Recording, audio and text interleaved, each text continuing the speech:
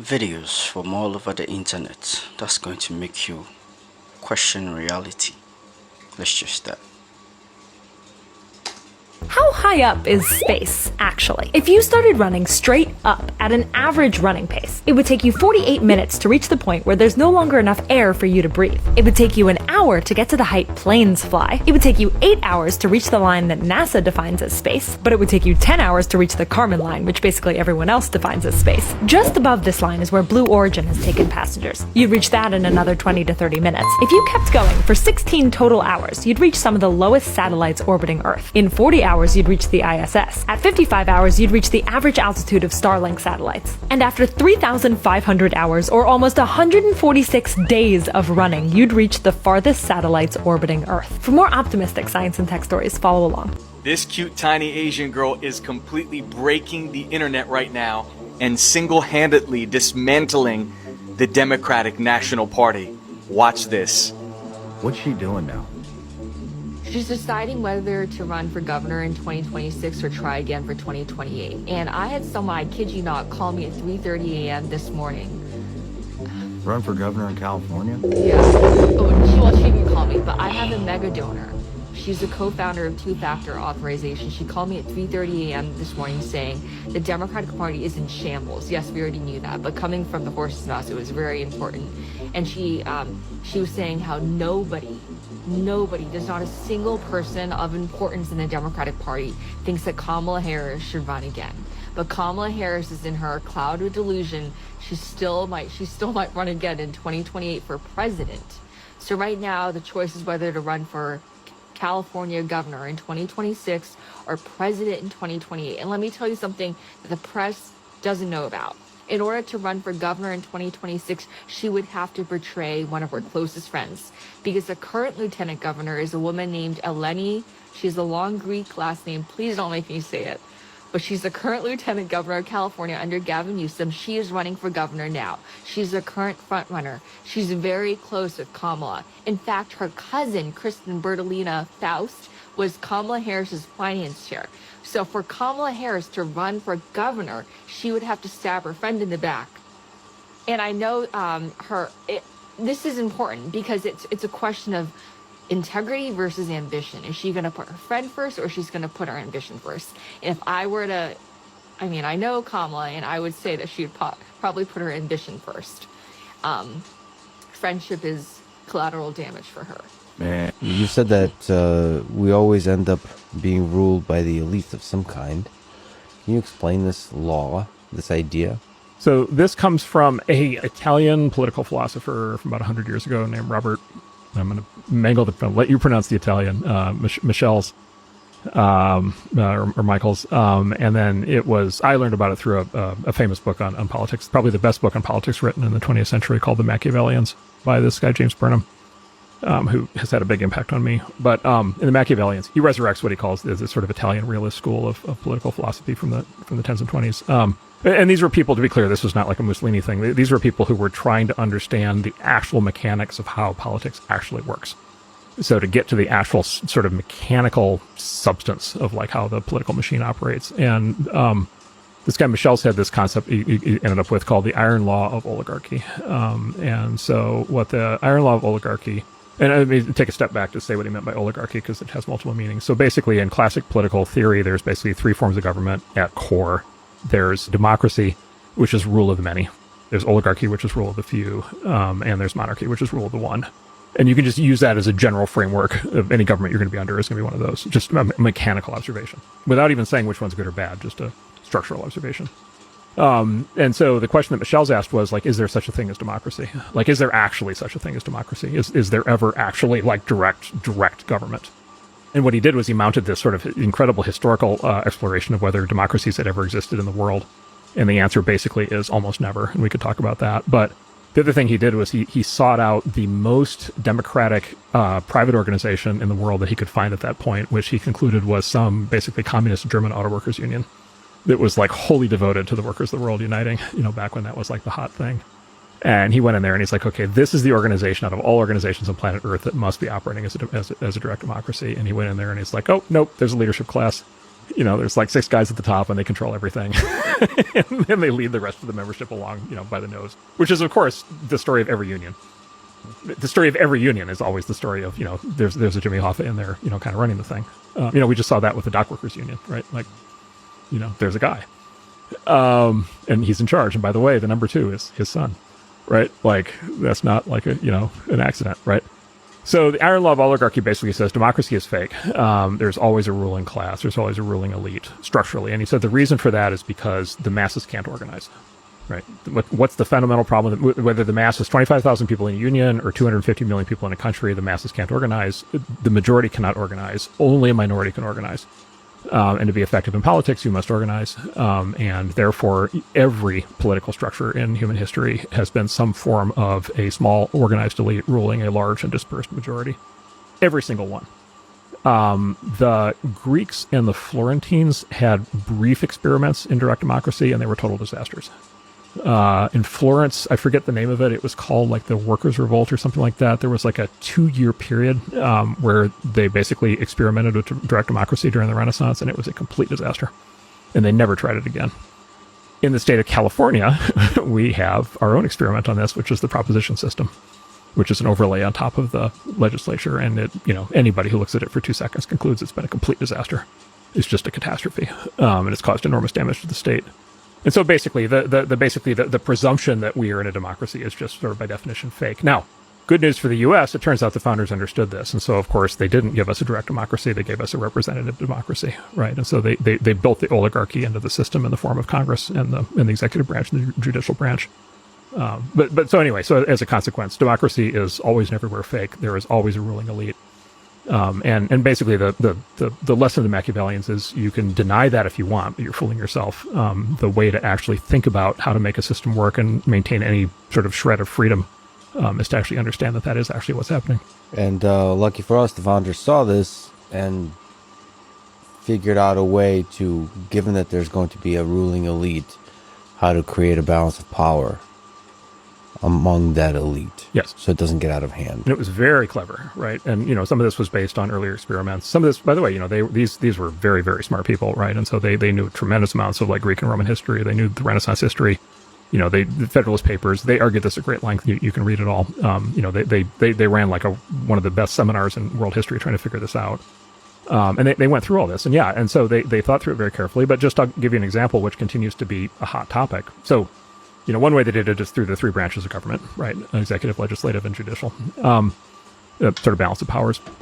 But the other way they did it was they sort of echoing what had been done earlier, I think, in the UK Parliament.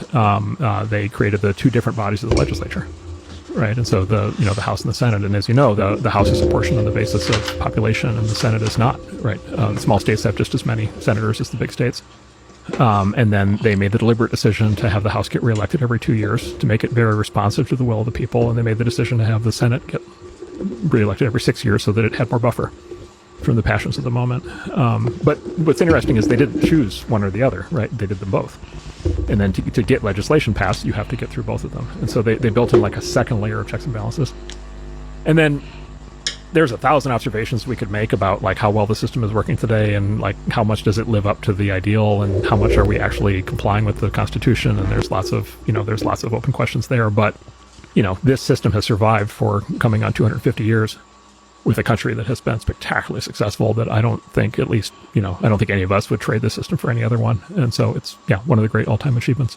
Yeah, it's incredible. And we should say they were all pretty young relative to our current set of leaders. Many in their 20s at the time. And like super geniuses. This is one of those things where it's just like, all right, something happened where there was a group of people where, you know, nobody ever tested their IQs, but like these are Einsteins of politics. Yeah, an amazing thing. But anyway, it's I go through all that, which is they were very keen students of the actual mechanical practice of democracy, not fixated on what was desirable. They were incredibly focused on what would actually work, which is, you know, I think the way to think about these things. They were engineers of sort, not the fuzzy humanity students of sort. They were shape rotators, not word cells. I remember that. Wow, that meme came and went. I think you were central to them. You're central to a lot of memes. I was. You're the meme dealer and the meme popularizer. That meme I get some credit for, and then the current thing is the other one I get some credit for. I don't know that I invented either one, but I popularized them. take credit and run with it. Did you know that you can tell if someone's a good person based on their favorite color? Wait, what? So research has found that people's favorite color tells a lot about their personality and the psychology of their brain. Oh boy, everyone's just gonna start exposing all their friends and family. So if someone's favorite color is blue, scientists found that they are very loyal friends. They put other people's needs before their own, and overall are very good people. If someone's favorite color is green, they are very hardworking and smart, but have a hard time trusting people, and can tend to be a very jealous person. Well, I don't got any green on. I guess it's a good thing. So if your favorite color is pink, they are very loving and compassionate people, and are very dependable. If someone's favorite color is red, they're natural born leaders and like to be the center of attention, but people tend to respect them a lot more than the average person. If someone's favorite color is purple, they like to help people and are very creative, but sadly can sometimes be very difficult to deal with. Dude, I'm gonna go ask all my friends what their favorite color is now. When you fight, always move forward. Even if you're only moving forward half an inch at a time, just always move forward. So when you're moving forward, 100% of your attention is forward. But if you're moving backward, even a half an inch at a time, half of your attention is always behind you and where you're going.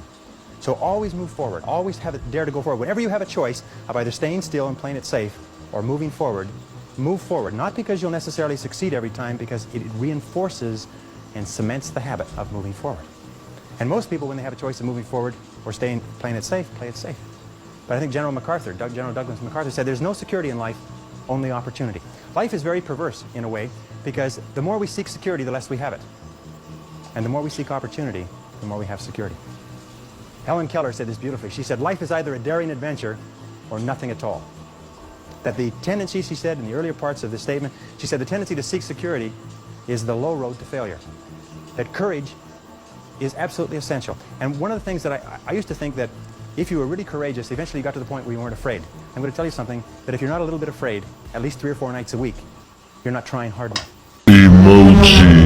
Seems to be sigils. Look closer to this one here. There we go. All of the 72 sigils goes back to the story of King Salomo, who was able to trap 72 demons, and by using the sigils he was in control of the demons. Back to our example, this emoji seems to represent Baal or Moloch or Molech, the bull demon. Here another close-up of Molech, and look what he got in his hand. They were given as a gift to him. So the original 72 emojis seems to be a representation of the sigils of this book. But who created the emojis? Here, I'm going to zoom in a little bit for you. All of them are well-known companies who invented the emojis. And the 72 demons, here they are. Isn't it weird that something many people are using every day seems to have a much darker origin?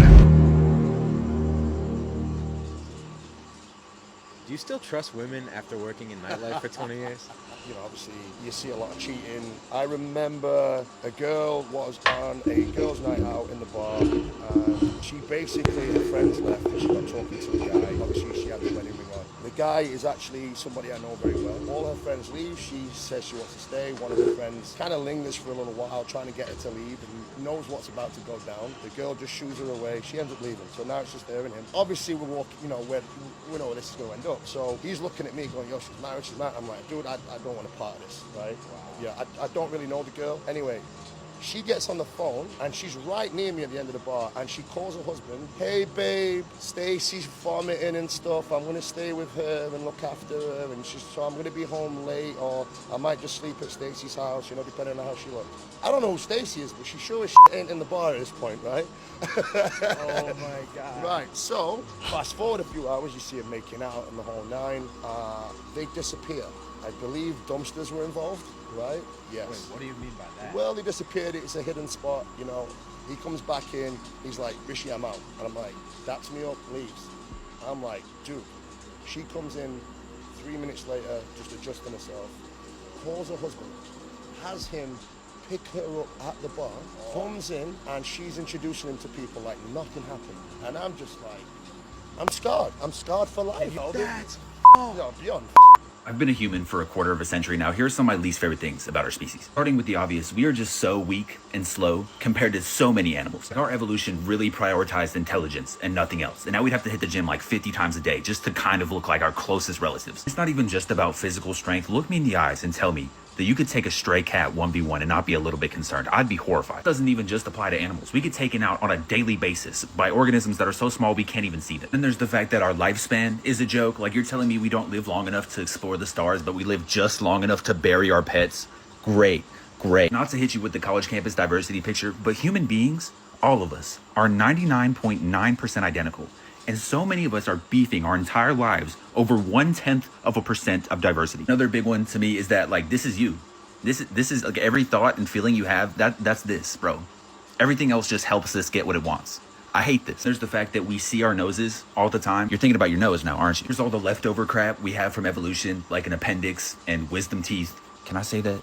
Male NIPPLES. And tailbones, that's another one too. I want our tail back. Somebody go find our tail. Last but not least, what I feel like is our most obvious and glaring issue as a species. Y'all have seen this before, right? The giant ball of meat that could be made out of every human being if you smush them together. Overpopulation wouldn't even be an issue if we just used our big ape brains to figure out how to do it without destroying the planet. I don't know if you remember the earlier part of the video where I said that we were like super weak and slow. Like, we can't exist anywhere else. So we either figure this out or we don't exist anymore.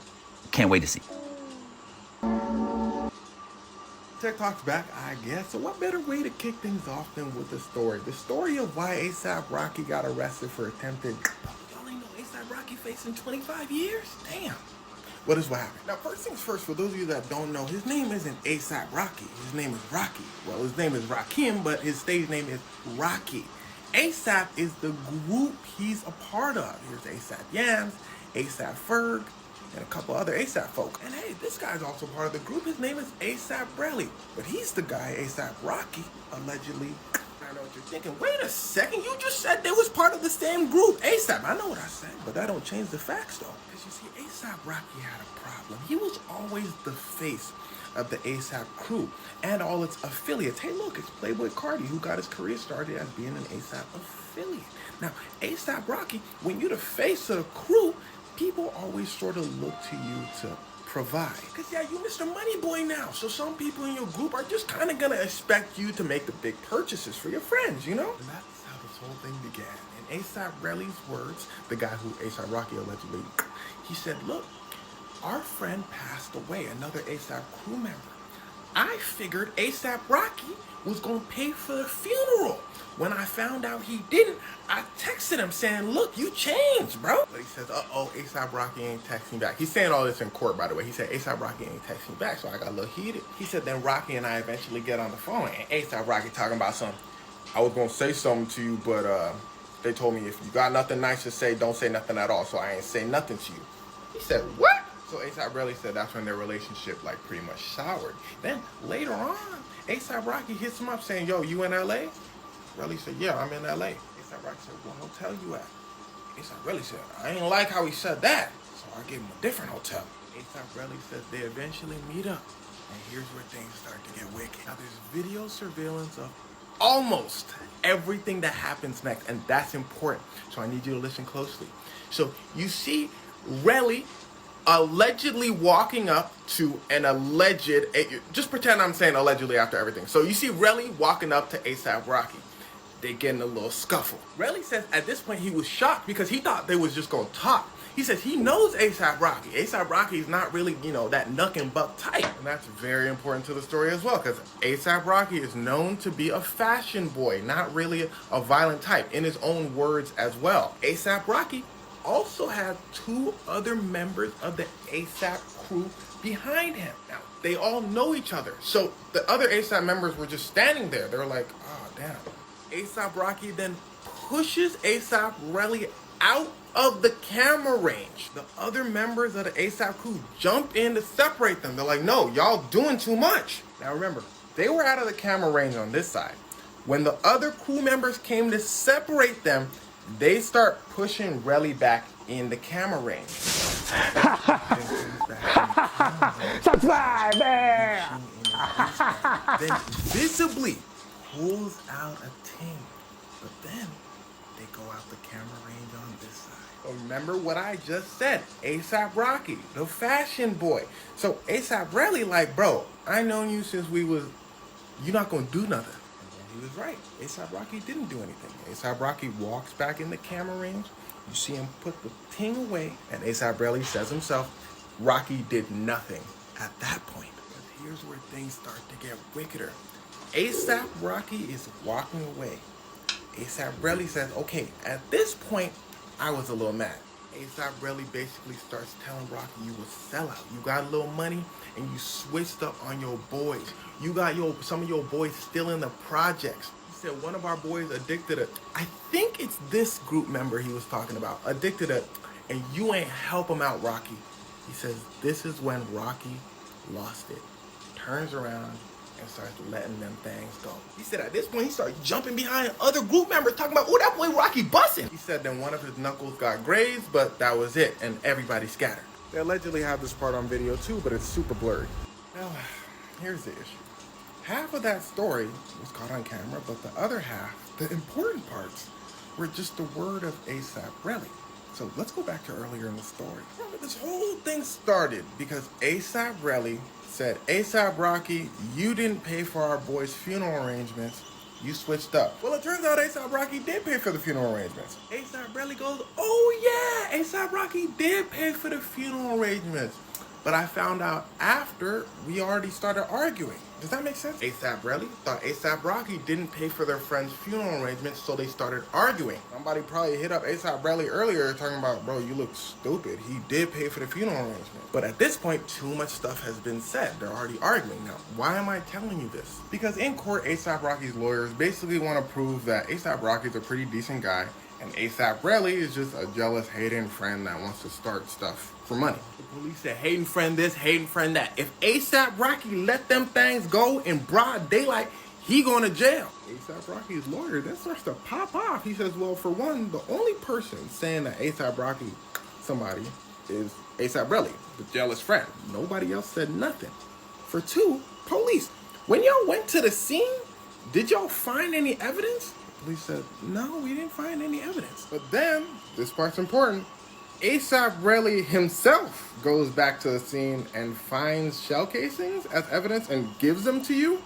Police said, yeah, that is what happened. And honestly, that in itself is so ridiculous, it'll probably be enough to get ASAP Rocky out of jail. ASAP Rocky heard they ain't find any evidence, so he went back to the scene and says, police, I found evidence here. On top of that, the police raided ASAP Rocky's home because an alleged is very serious, and they found, but they were registered, and they didn't help the case, meaning those maybe didn't match the one used in the whole altercation. On top of that, the judge starts to get a little sarcastic with ASAP Rocky, because ASAP Rocky didn't report any of this happen until a few days later. And remember, he said he got, so the judge is like, you got, ASAP Rocky's like, yeah, my knuckles got grazed. The judge is like, wow, I'm so glad you're safe. But all of that being said, that don't mean ASAP Rocky ain't do this. And that's why there's gonna be a trial, because an altercation did happen on camera, so it's up to a jury to decide. Side note, ASAP Rocky is also suing ASAP Rocky for $25,000, like saying emotional damage and stuff like that. And that's why ASAP Rocky's lawyer is saying, yo, he's doing all of this for money. But at the end of the day, a trial hasn't happened yet, so I guess we'll have to wait and see what a jury decides. There is no chance that even your best educated guess is going to get you even close to knowing how far the Great Wall of China spans. Okay, and for reference, from New York to LA is 2,700 miles. Unless you knew this silly little trivia fact, there's no chance your brain can even fathom it being 13,000 miles long. The equivalent would be driving from LA to New York,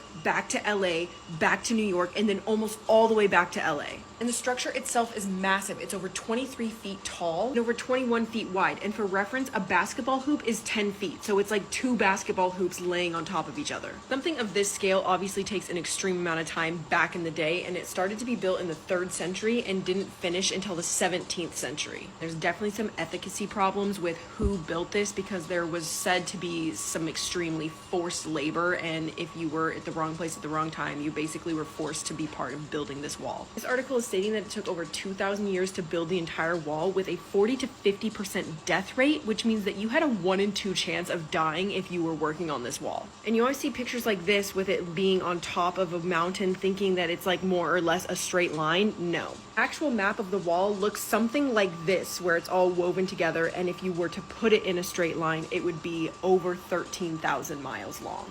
Just wanted to point out, this is what 1,000 people looks like. That woman did not sleep with over 1,000 men in 12 hours. And I'm not sure what's happened to society, that not only are women out here literally sleeping with 100 men in a day, but they're now out here pretending they've slept with 1,000. Just what are we achieving by this, apart from making everyone deeply concerned?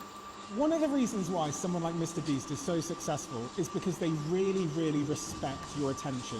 And in the first 5 or 10 seconds of every Mr. Beast video, which made him the biggest creator in the world, he doesn't introduce himself. He doesn't say, I'm Mr. Beast on the YouTube, blah, blah, blah.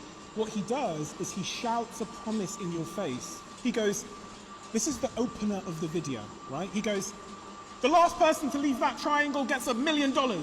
And we're going to film them for the next 5 days. And if anyone leaves the circle, they win a private jet.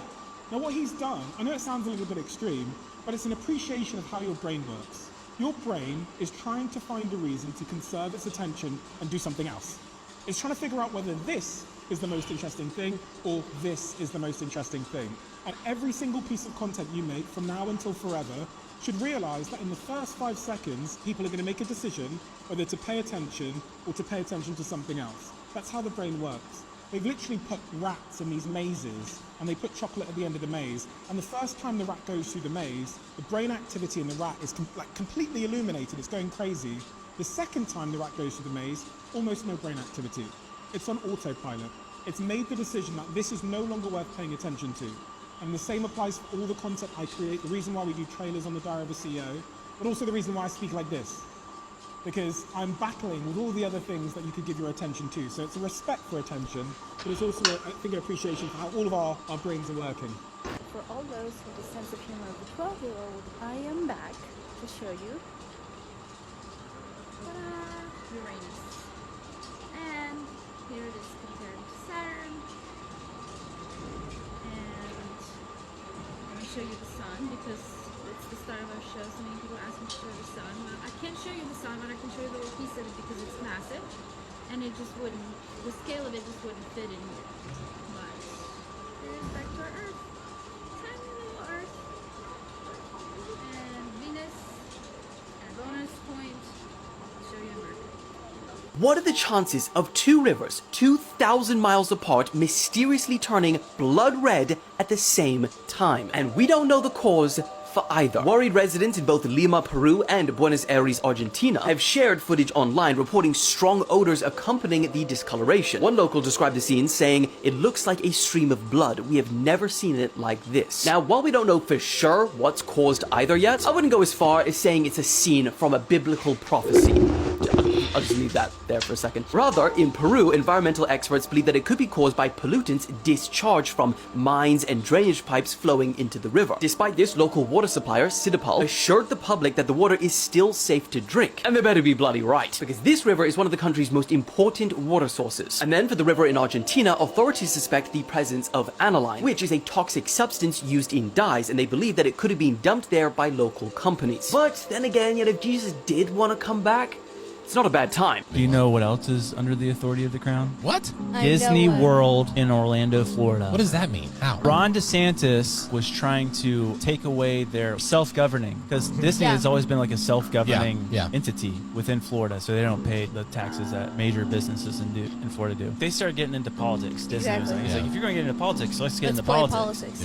But Ron DeSantis lost that battle because it came out that Disney's like, hey, why don't you just read this piece of paper that we have? It says we are under the Royal Family Clause, which basically means Disney World within Florida, the land is owned by the royal family of England. How? They did some sort of exchange. They would have had to have like given the land to the crown, and now it's protected. They basically said the U.S. cannot tax what is the royal family's. Why? Why do they own U.S. land? Get out of here! Come on! What's the Florida version of the Boston Tea Party? We go to Epcot and we just trash the UK part. Yeah, we just like The most powerful intelligence organization in the world in terms of reach is the Chinese MSS, because they have created a single solitary intelligence service that has global reach and is integrated with Chinese culture, so that essentially every Chinese person anywhere in the world is an informant to the MSS. So when it comes to reach, China wins that game. When it comes to professional capability, it's the CIA, by far. Because budget-wise, capability-wise, weapon system-wise, modern technology-wise, CIA is the leader around the world, which is why every other intelligence organization out there wants to partner with CIA. So CIA is the most powerful in terms of capability and wealth. And then you've got tech. So tech alone, corporate espionage, economic espionage, nothing beats DGSE in France. They're the top. They're the biggest threat to the United States, even above Russia and above China. And then in terms of just terrifying violence, you have Mossad.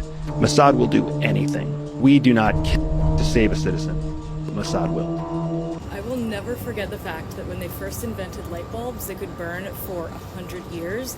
But the light bulb companies wanted to make more money, so they made them burn out every year or so. And I realized that we don't use incandescent bulbs anymore, we mostly use LED. But I think about that when I remember what corporations think about us as consumers. They hate us. Elon Musk just invested $40 million in the Super Bowl. He's using this $40 million to buy 5 30-second Super Bowl commercials. Because Super Bowl commercials are not cheap. But do you know what he's using these commercials for? Some people might be saying, oh, he wants to promote Tesla or SpaceX or one of his companies, right? But it's much better than that. What he's using these commercials for is to expose all the government waste where they've been spending all of our tax money. And what better or where better to show all this during Super Bowl commercials? And not just one of them. So if you missed the first one, there's 5. Doge, which is a department that's auditing the government, they're the ones that got all this information, and Elon Musk is going to be exposing that in the commercials. So apart from watching the Chiefs against the Eagles, you're also going to be seeing some stuff where our tax money has been going to. This might be one of the best Super Bowls we'll ever watch, possibly. I mean, what do you guys think about this? Is a $40 million a good investment? Because when Elon Musk's nanny came on here and said that he tried to send her through a fucking portal that he made out of African artifacts, y'all should have believed her. This is going to be part 3 of me talking about who and what Elon Musk really is and why we should probably believe his nanny. His nanny said that she began to nanny for his family when she was 13, and the reason she so vividly remembers Elon is because he was different. Now, a lot of people say he's different because he has Asperger's, he has autism.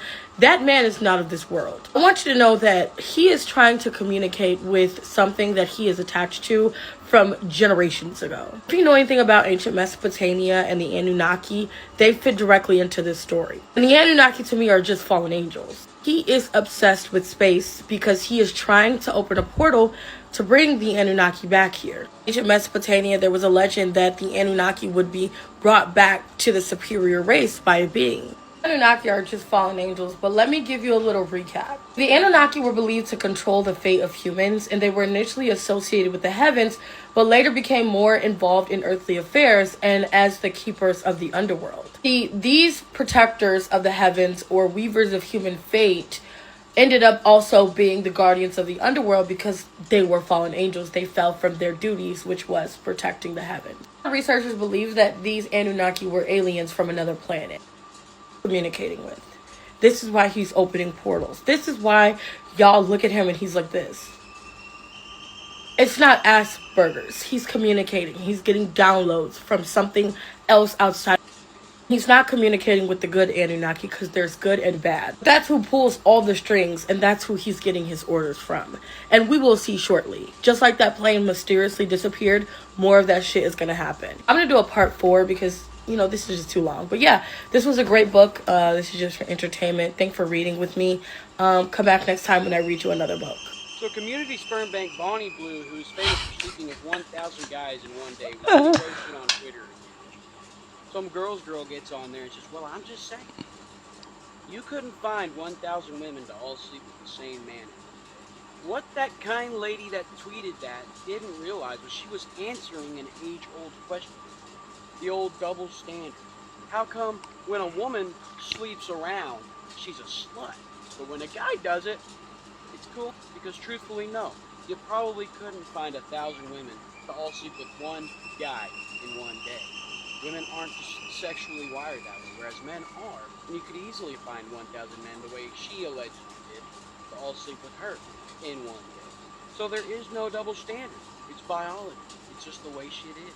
There's nothing, you know, impressive or whatever about just giving everybody a turn. It just kind of makes you gross. I'm just sharing a story here, okay? So none of this reflects my personal beliefs on any of this. I'm just using this tweet that I saw to answer the age-old question. What's with this double standard? There is no double standard. Sorry. Nope, this is not the one you saw yesterday. It's February 7th, and another river has turned to blood. And by the way, while these rivers are turning red like blood, there is all sorts of insane stuff happening around the earth that I'm about to show you. And when I say insane, I mean things that don't normally happen. It was cute yesterday when people were trying to say the Peru River turned to blood because iron oxide or something. This one is in Argentina. I told you, you're going to throw out all those baseless claims. This is not normal. And like I told you yesterday, when the waters turn to blood in the Bible, it was always a very fearful thing of God's judgment. Whether we're talking the Exodus or in the Great Tribulation. And while these rivers are turning into blood, we're hearing ridiculous sounds coming from the heavens. Scary sounds. Check them out. All I hear are these sounds. And owls hooing. It is insane, crazy.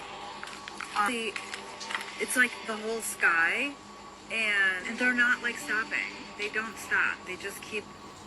It feels like this is so scary. I don't know what this is. I mean, that sounds not identical to worlds. Is that what's coming? This part's crazy. While all that's happening, we're having deep sea fish like the devilfish come up to shallow waters. Dark devilfish, huh? Very coincidental. Remember in the Bible when it talks about certain trees being in the desert so you would know God did it? What about this right here? 2025 is getting exciting. Speaking of the IRS and taxes, dude, this video was from the early 2000s. Past employed workers for the IRS. They all left because they figured out federal income tax is non-constitutional, and it's actually, there wasn't a law put in place. So they're like, people are just paying federal income tax when they don't have to. Unlawfully. Yeah. And someone put out a thing. They said, if you can find the law that says you have to pay federal income tax, we'll give you $50,000. And that's how the one IRS agent found it. And she's like, there's no law.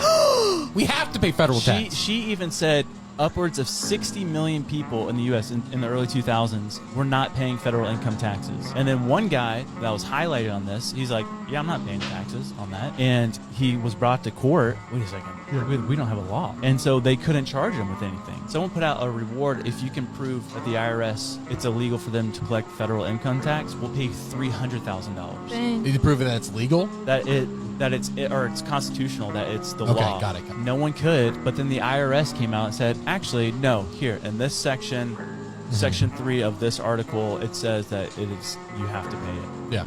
This is a 3D size comparison of the tallest buildings ever proposed and how they compare to the world's tallest building, the Burj Khalifa. The Jeddah Tower at 1,000 meters, Kuwait's Burj Mubarak Al Kabir at 1,001 meters, Egypt's Obelisko Capital at over 1,000 meters, Azerbaijan Tower at 1,051 meters, Dubai Ziggurat Pyramid at 1,200 meters, Dubai Creek Tower at 1,300 meters, Tokyo's Sky Mile Tower at 1,700 meters, Saudi Arabia's Rise Tower at 2,000 meters, Dubai City Tower at 2,400 meters. This is where things get a little crazy. The Ultima Tower in San Francisco, California, at an insane 3,218 meters. The Exceed 4,000 at 4,000 meters. And the tallest building ever proposed, the Tokyo Tower of Babel at a mind-boggling 10,000 meters. Taller than Mount Everest. Do you think any of these can ever be built? I'm cheating on my husband, and I finally have the balls to tell the world. I told him, and of course, you know, he didn't handle it how we would want him to handle it. He was just like, okay, whatever, and he left with my kids. And I really was just like, this is weird. I need to chase after him and see what's going on. Like I said, there was a U-Haul truck there, and my heart dropped because I'm like, oh my gosh, immediately he is moving out, and you know, already has his stuff. I finally have the balls to tell the world.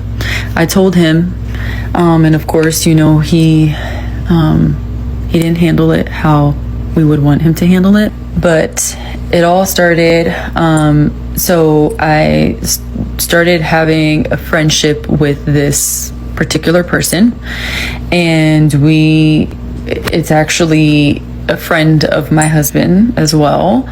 And we just have been hanging out around him a lot lately. We started out with just simple conversation, like we were friends, but we ended up kind of pushing it past that a little, not a little. We ended up kind of like secretly seeing each other, trying to find ways to see each other, and doing that behind my husband's back. So every time that my husband and I would joke about like me cheating on him, he's like, girl, you will be in a grave, you and whoever it is, and you're never gonna leave me, blah, blah, blah. However, in this moment, he did not react that way. He did not. He reacted very calmly. Like I said, I can see that he was very hurt. Like, I can see it. I know him. He's my husband. So he acted very calmly and like very mature, very demure. I don't even know if I used that correctly, but anyways, he acted very calm, and he just left and took the 2 kids. We only had AJ and Aliyah with us. What is the most efficient way to read the Bible? The most efficient way to read the Bible is like this. First, you close it and you gotta pray. So oftentimes people just pick up the Bible and just go right at it. No warm-up. It's terrible. First, you pray and you ask God, Lord, I'm coming to you. Please speak to me through your word. What should I be learning today? Ask God to reveal himself through the word. That's why it says that the word became flesh. Then you open up the Bible. The things that you're dealing with, that you're struggling with, I always like to first go to either Psalms or to Proverbs with things that I'm dealing with my life. If it's things that I'm dealing with my personal faith, I will go to the New Testament, Matthew, Mark, Luke, and John. If I want to know about God's promise in my life, then I'm gonna read Acts and then the disciples. That's how you should maneuver. The Bible is first begin with the Lord as opposed to going and try to research things for yourself. Move, let the Spirit of God speak to you, and let the Spirit of God show you and reveal to you, and let him be your teacher. A lot of people won't like to hear this, but the older I get, the more I realize that being afraid to gatekeep is a sign of poverty. And I know that might sound crazy to a lot of people, but at the end of the day, it's a reason why people in certain status, certain wealth, certain information, and certain classes keep many things to themselves. And the reason is because everything is not for everybody. Before you put somebody on to something, you have to make sure they have that same cloth as you. Because people will abuse, misuse, and won't even be appreciative of what you're putting them on to, and that essentially ruins the essence of that thing. Prime example, how many times we've seen somebody come on this app with something they're putting everybody on to, and next thing you know, now everyone and their mother is doing it, and it essentially ruins it. Because you might have people taking advantage of it, you might have people misusing it, and when that happens, that thing, it'll never be the same. Like, I was watching an interview with Kobe Bryant, and he was talking about how Michael Jordan put him on to a lot of things. And he said the only reason Jordan did it was because Jordan knew that Kobe was of the same cloth as him. And he knew Kobe was going to appreciate it. He knew Kobe was going to put the work ethic in. And he knew Kobe was going to utilize those things he was teaching him without representing it, because he knew Kobe truly loved the game just how he did. And gatekeeping is the exact same way. It's standards to everything. And I'm not saying gatekeep everything. If you have something that could immediately change somebody's life or help them change their life, you should do your best to help people. But what I am saying is everything is not for everybody. Certain things, they're for certain people on certain intellectual levels. Certain things are for certain people on financial levels. Certain things are for certain people at certain taste levels. But a lot of things, they're not for everybody. When you open things up to everybody, no matter what level they're on, you start to muddy the waters, and you start to ruin whatever that thing is. I don't care if it's a bar, a lounge, a restaurant, a cologne, a perfume, a social club, a book. It doesn't matter what it is. Certain things are only meant to be kept between certain people. And when you're in poverty, just because you're down bad, you have this innate need. You feel like it's a noble thing to try to help and see everybody doing good. But that's not your responsibility. Nor is it necessary, because each person has to be on their own journey. You can't force somebody to be anything intellectually, financially, on any level. You can't force anybody to be anything. In certain social levels, they understand that dynamic, which is why they aren't afraid or scared to gatekeep. Most people will not understand how well done this men's jewelry ring wrist situation is. Like, this is so well done, and we need to talk about it. Off the bat, I love the choices that are being made with the rings here, and this has to be very intentional because there is a ring on the pointer, on the middle finger, on both hands, and nothing else on the rest of the fingers. I love this choice. Maybe it's the chunkiness of the rings on just those two fingers and everything else being bare. This is right. Like, this just feels right. I love what's going on with the wrists, and it really pulls this whole thing together. I've talked about this reasoning before in tons of other videos, but when there's a difference between what's going on the two wrists, like, that just brings it all together. To have like a medium-sized chain bracelet on this side, and then to balance that out with a very different watch and bracelet on the other side, the fact that they're just so different, it just brings this whole thing together. And I am very curious to know, what is it about this that you love, or would you change anything? Like, my only thought, the only thing that I would even dare to add to this would be one small pinky ring. I'm Jenna, and I own a mental health-based jewelry business, so I know a little bit about what I'm talking about, but I'm curious to know what you guys think of this. Yup, the entire world is now in high red alert, as the earthquakes in Santorini will have global consequences, and if we have more, we will not make it. People were terrified after everyone in Santorini, Greece, was dragged out of their homes in the middle of the night without warning, turning Santorini into a literal ghost town within seconds, as over 1,400 earthquakes happened in just 4 days, with many exceeding magnitude 6. With an eerie warning from experts warning that these small quakes are likely signs of a bigger superquake to hit soon, and that would destroy Greece entirely. Seismologists warn these quakes could be foreshocks, meaning a larger earthquake could be imminent. Many experts also believe that this will have global implications, as neighboring volcanoes, while not supervolcanoes, if erupted, will release enough smoke to block out the sun for decades globally. We've had a flurry of earthquakes now in this volcanic field, and it looks like we're getting fresh volcanic intrusions from that close to the surface. If you're in that area, please evacuate and listen to your officials. The average person doesn't know anything about the importance of giving and how it works and what the spiritual promises are that if you give. Because the spiritual promises in all of these books say that if you give, and there's a couple rules, if you give with a cheerful heart, willingly, gleefully, it says, God loves a cheerful giver. Somebody that doesn't do it begrudgingly or feel like they have a gun to their head or feel pressure and feel regret for doing it. Here's some money. That's not a cheerful giver. Somebody who gives gleefully, that's a rule. Africa's going to be a very wealthy continent. Give it a few more years. It's going to be the breadbasket of the world as well. I mean, the amount of stories coming out, I've never seen any of these stories in the American media, and I'm just like overwhelmed, like, whoa, look at this. There's a new pipeline going in. They're building new refineries. This is another thing. These investment projects coming in from China and Russia, they are financing a dozen at least new refineries. Now, 2 of them are very near completion right now, which means the old way was multinational companies, I'm not going to say individual nation, there's many operating there, would basically steal the oil on pennies on the dollar from Nigeria, for an example, pull it offshore, refine it, and then sell it back to them at a premium price above what regular gasoline or diesel fuel prices or kerosene prices, jet fuel prices were across the world. So that cash cow money machine of near theft of the oil and then reinflating prices pushing back in on refined finished products, those days are over. They're building their own refineries, and you've got to start to look at how much money is going to be lost from Western powers, because that financial system of wealth of just fossil fuel and oil, and natural gas, and refined products itself into the trillions of dollars a year is going to stay in Africa. And we've come to the end of the videos. hot topics. Actually, this is true. And don't forget to like, comment and subscribe, and also share with your friends, and also click on the notification bell icon so that any video that I post, you will be the first to get it.